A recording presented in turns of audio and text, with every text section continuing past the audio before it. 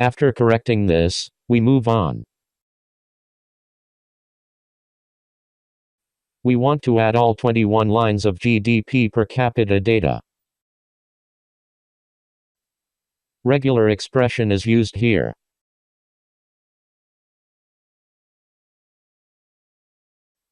To get deeper inside of regular expression, we may want to run a separate small test program to learn more.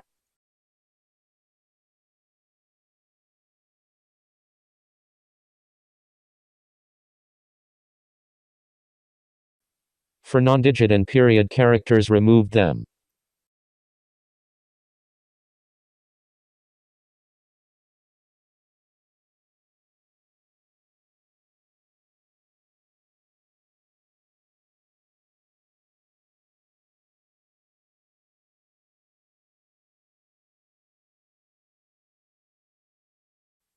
Back to first program.